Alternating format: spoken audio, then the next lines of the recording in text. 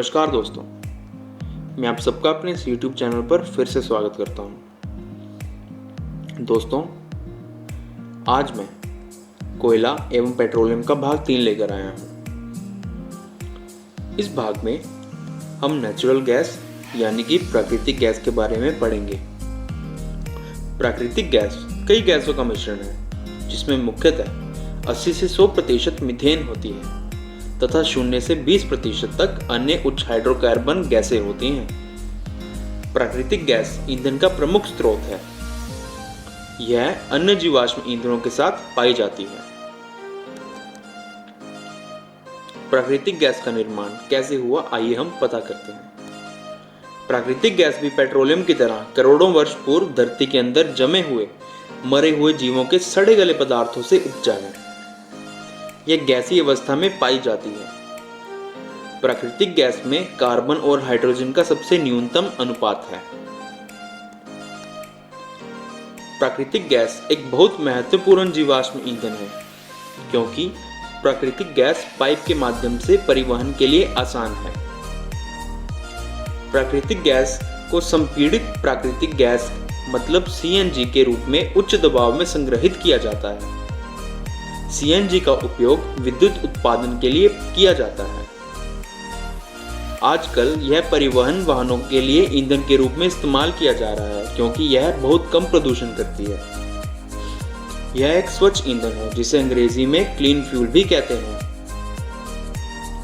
यह पूरी तरह जल जाती है और इस कारण से इसे स्वच्छतम जीवाश्म ईंधन के तौर पर जाना जाता है।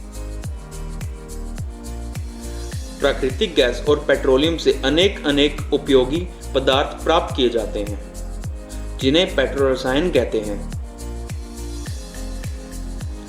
पेट्रोरसायन का उपयोग रेशे, पॉलीथीन और प्लास्टिक आदि के उद्योग निर्माण में किया जाता है।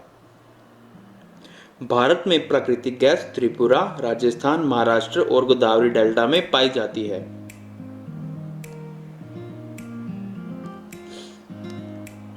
CNG और LPG का ईंधन के रूप में उपयोग करने के लाभ। पहला है, यह एक स्वच्छ ईंधन है और इसे जलाने पर धुआं उत्पन्न नहीं होता। यह कम ईंधन जलकर भी अधिक ऊष्मा देता है। इनके जलने पर कोई राख या अपशिष्ट नहीं बचता। इनका ज्वलनताप बहुत ही कम है, इसलिए इसका दहन करना आसान होता है।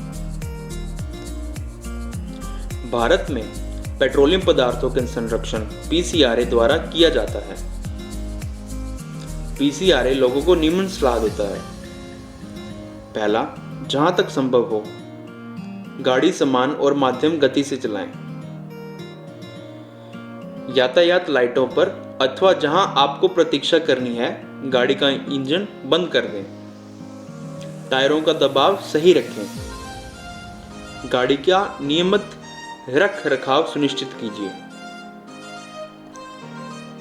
जीवाश्म ईंधन का उपयोग सीमित मात्रा में ही करें, क्योंकि जीवाश्म ईंधन प्रकृति में सीमित मात्रा में है। इनको पुनः बनने में लाखों करोड़ों वर्षों का समय लगेगा। जिस गति से हम इनका प्रयोग कर रहे हैं, उस गति से इनका निर्माण संभव नहीं है। इसलिए जीवाश्म ईंधन का उपयोग सीमित मात्रा में ही करना चाहिए। दोस्तों, इसी के साथ कोयला एवं पेट्रोलियम का आखिरी भाग यहीं समाप्त होता है। Please like, share and subscribe.